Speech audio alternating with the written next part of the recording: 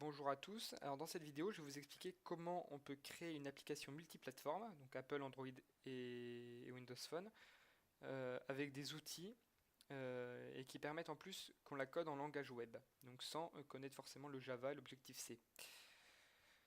Donc il existe plusieurs outils, bon, ce sont les mêmes, mais ils ont, enfin quasiment les mêmes, mais ce sont des noms différents. Donc il y a Ionic, Cordova et PhoneGap PhoneGap Build qui est un dérivé de Cordova en fait qui est une interface web.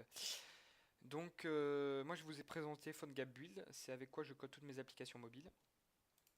Donc voilà comment ça se présente. Donc vous avez vos applications qui sont là. Donc moi j'en ai plusieurs parce que j'ai un compte payant.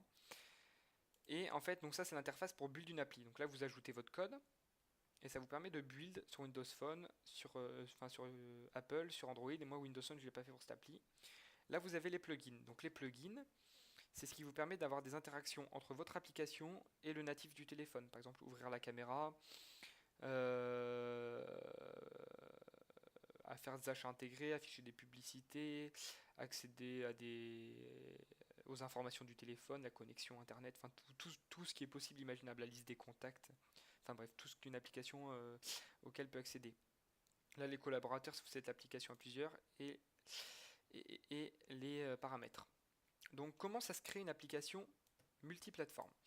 Donc, en fait, c'est très simple. Ça se compose d'un fichier, d'un dossier, et dedans vous trouverez une page index.html ou différentes pages, hein, si vous ne faites pas une seule page. Bon, généralement, une application mobile, ça se fait en une seule page. Donc voilà, donc je vous ai ouvert le dossier, donc une page index. Donc ça, c'est des pages non obligatoires, c'est avec mon plugin, un des plugins que je suis obligé de mettre ça. La page config, enfin le fichier config qui est très important, c'est là où il y a tous les plugins et les configurations de votre appli. Donc là, vous voyez le nom de package, la version, euh, différentes, différents paramètres. Par exemple, est-ce que ça va être en full screen? Non. Donc il y a la barre qui apparaît. Est-ce que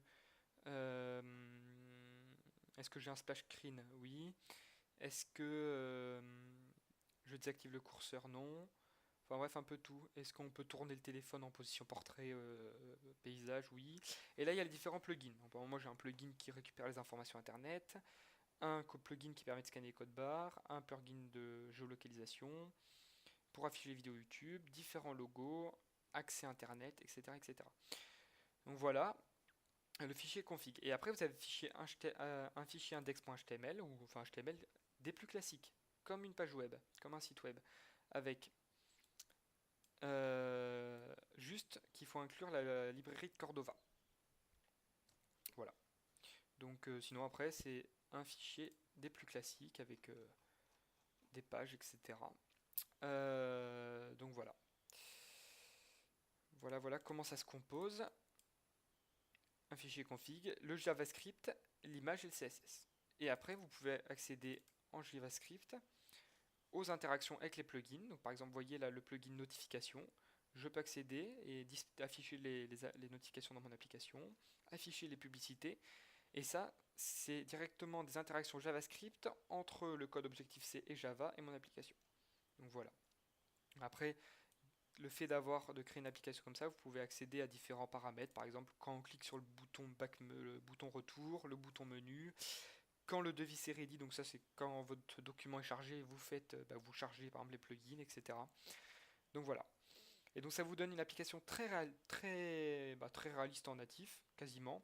Après ça dépend ce que vous utilisez, comment vous la codez. C'est sûr que si vous la codez euh, par exemple sans framework hybride, bah, ça ressemble moins à moins que vous codez vous-même une librairie, mais ça ressemble moins à du natif. Et après il y a des librairies JavaScript et CSS, un peu comme vous devez connaître Bootstrap, mais pour mobile, qui sont vraiment efficaces. Par exemple, Onsen UI, qui vous permet un rendu super au niveau du natif. Donc, par exemple, vous voulez voir mon application, Keep Food sur Apple et sur Android, qui a été codée via PhoneGap Build. Donc voilà comment coder en langage web. Et après, pour les requêtes au serveur, si vous vous demandez, et ben en fait c'est tout simple. Vous faites soit des requêtes en Ajax via jQuery, soit des requêtes toujours en Ajax mais Angular. Alors je sais qu'on peut faire aussi en Node.js pour ceux qui connaissent. des requêtes. Donc vous faites des requêtes au serveur et après vous affichez avec une API REST les données du serveur directement au sein de votre application. Donc voilà comment avoir une application avec un accès internet. Voilà, voilà. Et puis après avec l'API REST, vous faites un site web identique à l'application. Donc voilà, le fait que ce soit codé directement en langage web, c'est que vous n'avez pas besoin de refaire l'appli, à moins que vous voulez changer un peu l'interface. Mais vous pouvez utiliser exactement le même code pour votre site web, juste en enlevant les plugins et tout, sinon ça va bugger. Donc, par exemple, je vais vous montrer ce que ça donne. Une application, donc mon application donc, qui est normalement sur mobile en web, ça donne ça. Donc là, vous voyez, c'est un compteur de calories des plus classiques, enfin des plus classiques, et mieux que les autres, hein. Je ne vais pas me vanter, mais... Donc voilà, donc par exemple, vous avez, ouais, vous voyez, il y a vraiment, sur le téléphone, il y a le sweep. Après, vous avez vu, il y a des menus qui s'affichent exactement comme sur Android. Pareil pour là.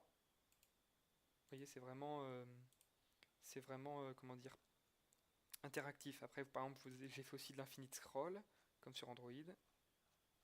Voilà. Et donc du coup, si on réduit ça au format d'un téléphone, et ça fait vraiment une application mobile. Un peu un peu comme Facebook par exemple. Donc voilà, ça vous permet vraiment. Donc ça c'est avec Onsenui, donc je ferai une vidéo plus détaillée sur Onsenui qui est vraiment bien. Donc voilà, donc ça c'est une application PhoneGap Build et il y a exactement la même chose sur Android, sur Apple, etc. Donc voilà pour la petite vidéo. N'hésitez pas à laisser des commentaires si vous avez des questions. Puis à très bientôt pour une prochaine vidéo.